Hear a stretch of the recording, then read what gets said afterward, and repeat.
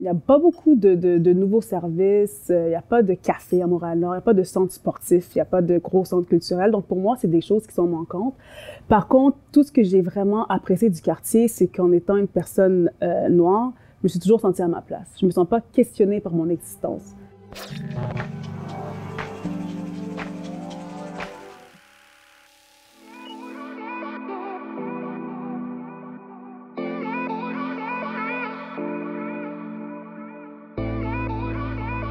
La mission de Woodstock, c'est de lutter contre les inégalités systémiques en ouvrant des dialogues avec les citoyens.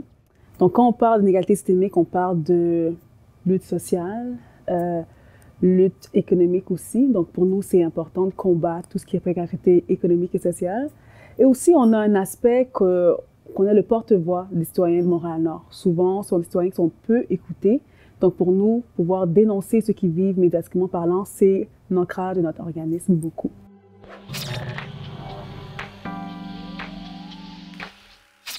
Brutalité policière, profilage racial, c'est quelque chose qui est très présent dans le quartier. Pour nous, à Woodstock, qui est un organisme qui est né d'une brutalité policière, on s'entend, Freddy Vaneva est mort le 9 août 2008, ça a été la naissance de notre collectif. Pour nous, cette mort-là ne devait pas avoir lieu et c'est un enjeu qui était fait depuis 2008 et on est en 2022 et ça persiste encore.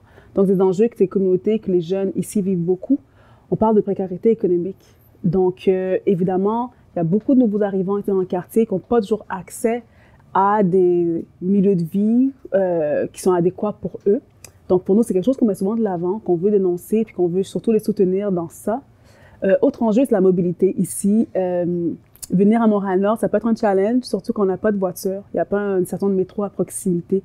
Donc, c'est un enjeu pour quelqu'un de Montréal-Nord de se déplacer, que ce soit pour aller à l'école, à l'université, ça peut prendre 1 heure, 2 heures pour un jeune étudiant pour se rendre à l'université la plus proche. Donc, pour nous, c'est des enjeux qui sont très, très forts. Les espaces verts aussi sont très manquants.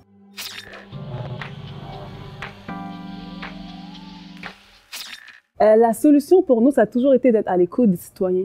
On est vraiment conscient que c'est eux qui ont les réponses, qui connaissent les enjeux qu'ils vivent, qui connaissent la beauté du quartier aussi, et qui vont trouver des projets et des idées qui vont vraiment être arrimés à leurs besoins. Quelque chose qui est beau ici à Woodstock, c'est que la majorité des projets qui ont été mis sur pied viennent des forums sociaux qu'on fait depuis la mort de Freddy, parce qu'on est vraiment à l'écoute des citoyens.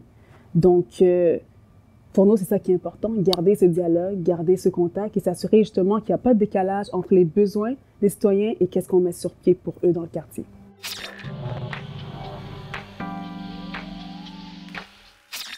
Il y en a tellement, mais je vais en citer 3.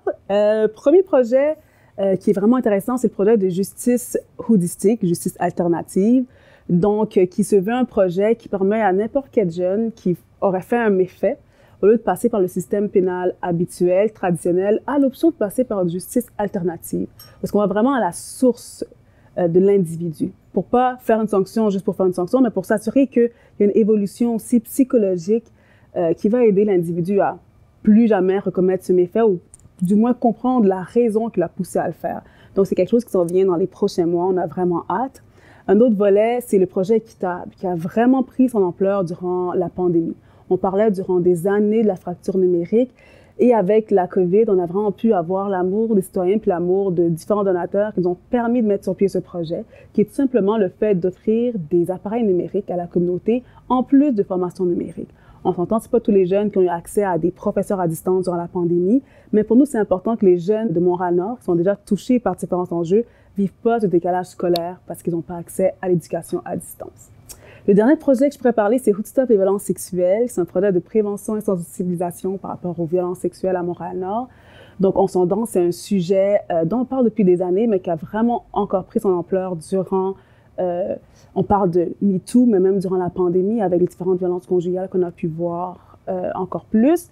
Donc, pour nous, c'est important de prendre cet enjeu d'assaut et de créer des projets de prévention à travers ce merveilleux projet qui prend place et qui continue à évoluer à travers les semaines et les mois.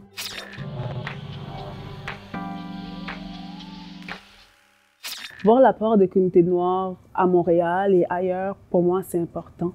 Je suis toujours contente de participer à titre de bénévole, même au sein de Woodstock, à différentes initiatives qui sont mises sur pied pour qu'on ait cette éducation aussi sur nous, les communautés noires, et comment on gravite dans nos vies aujourd'hui, mais aussi quel était notre passé et comment on peut apprendre aussi de notre passé et comment on guérit des traumatismes causés par l'esclavage.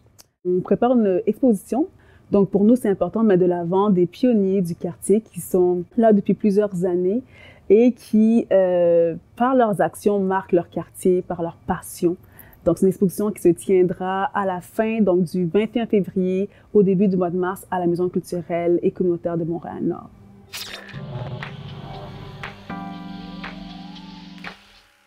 Pour moi, l'éveil, malheureusement, ne se fait pas en un mois.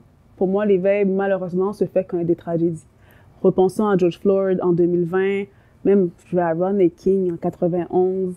Je vais même ici au quartier, lorsque Freddy Laneva a été tué, il y avait quand même un de ses amis qui était haïtien aussi qui a été touché. Donc, cet événement a quand même frappé quelqu'un des communautés noires. Donc, pour moi, malheureusement, la tragédie éveille beaucoup plus les consciences qu'autre chose et ça, c'est malheureux.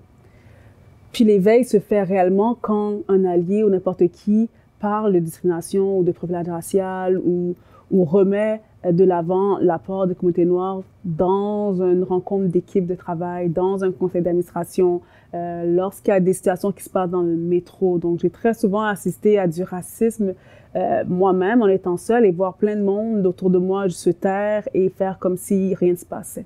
Donc, clairement, ça ne prend pas seulement un mois pour que le vrai éveil va se faire quand les gens vont agir concrètement face au racisme qu'ils voient tous les jours arriver à côté d'eux.